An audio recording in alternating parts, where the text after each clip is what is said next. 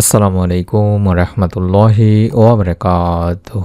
1 minute মাদ্রাসা YouTube চ্যানেলে সম্মানিত দিনী ভাই বোনেরা, আশা করি আল্লাহ তাআলার অশেষ রহমতে আপনারা ভালো আছেন, সুস্থ আছেন, আলহামদুলিল্লাহ।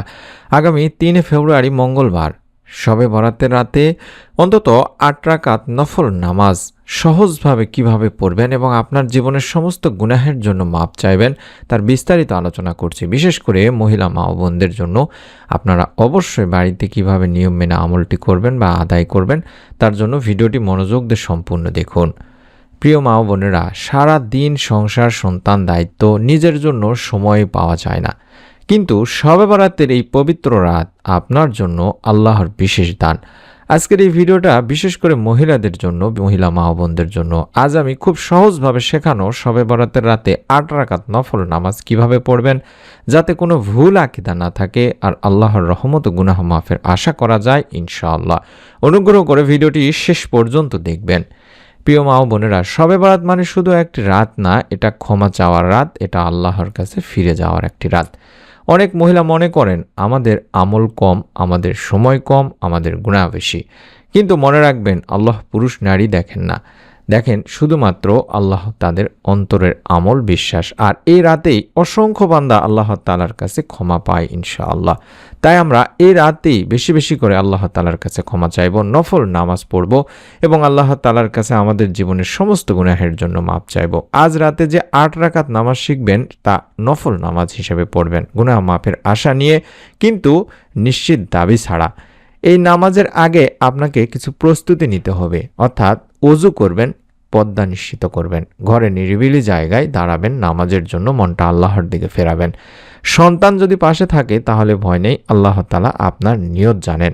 প্রিয় বোনেরা, এই ৮ রাকাত নামাজ যেই সহজ নিয়মে পড়বেন সেটি হলো ২ রাকাত করে, মোট ৮ রাকাত, অর্থাৎ ২ রাকাত, তার সঙ্গে ২ রাকাত, ২ রাকাত এবং ২ রাকাত, অর্থাৎ ২ ২ করে ৪ রাকাত করে আপনি এভাবে ৮ রাকাত পুরাবেন। একসাথে ৮ রাকাত পড়া না পড়াই ভালো।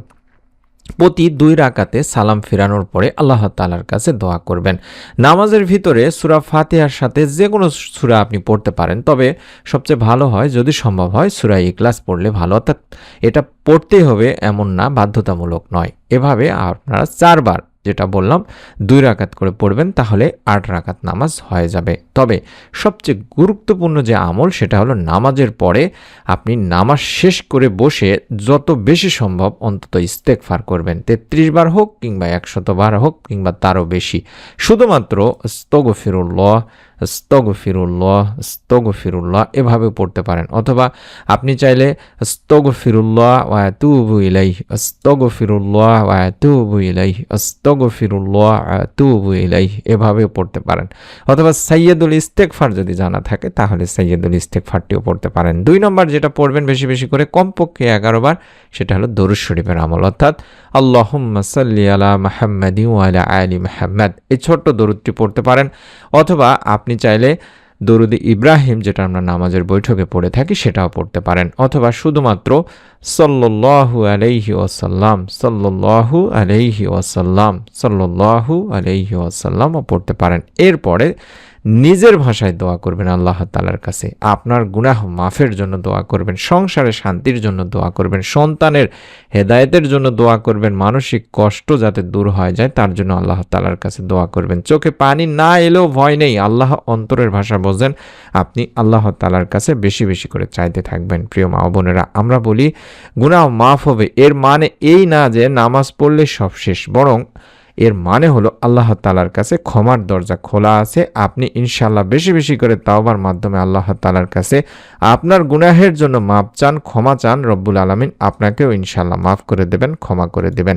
আমরা শয়তানের প্ররোচনায় পড়ে গুনাহ করে ফেলি, আল্লাহ তাআলার অবাধ্যতায় লিপ্ত হই, এবং একজন মুসলমান হিসেবে আমাদের প্রথম গুনাহ হয়ে গেলে সেটা কাজ হবে প্রথমে তওবা করে নেওয়া।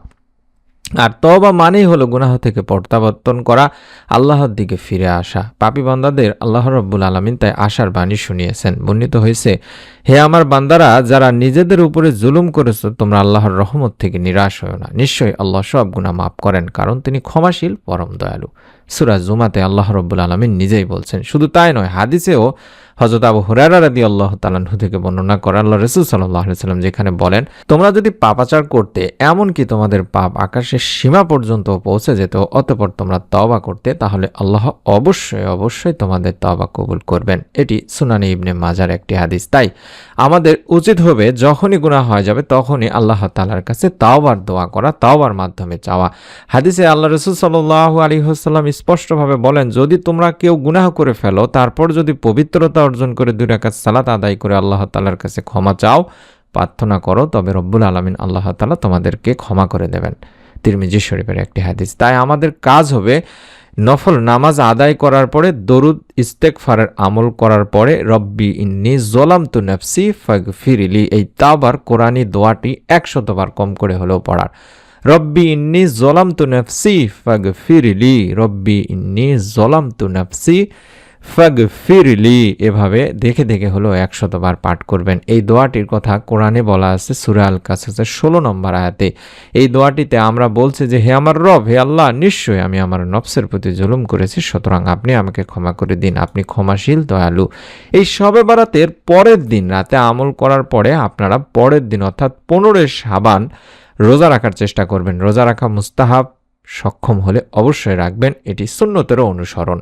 তাই এই শবে বরাতের রাতে সহজভাবে আল্লাহ তাআলার কাছে ফিরে যাওয়ার এই একটি সহজ আমল আপনাদেরকে শিখিয়ে দিলাম। কম করে হলেও আপনি নিজে আমলটি করবেন, আপনার মতো 2-3 জনকে আমলটি শেয়ার করে দেবেন, ভিডিওটি শেয়ার করে দেবেন সওয়াবের নিয়তে। আপনাদের কাছে অনুরোধ করছি, আপনারা অবশ্যই নতুন আমলের ভিডিওগুলো পাওয়ার জন্য হলেও চ্যানেলটি সাবস্ক্রাইব করে না থাকলে অবশ্যই সাবস্ক্রাইব করে বেল বাটনটি অন করে রাখুন। শেষে আপনাদের জন্য একটি দোয়া করি যে, হে আল্লাহ, এই শবে বরাতের রাতে আমাদের গুনাহকে ক্ষমা করে দিন, আমাদের ঘরকে শান্তিতে ভরে দিন, আমাদের সন্তানদের নেক বানান এবং আমাদের অন্তরকে আপনার দিকে ফিরান। আমিন। আসসালামু আলাইকুম ওয়া রাহমাতুল্লাহি ওয়া বারাকাতুহু।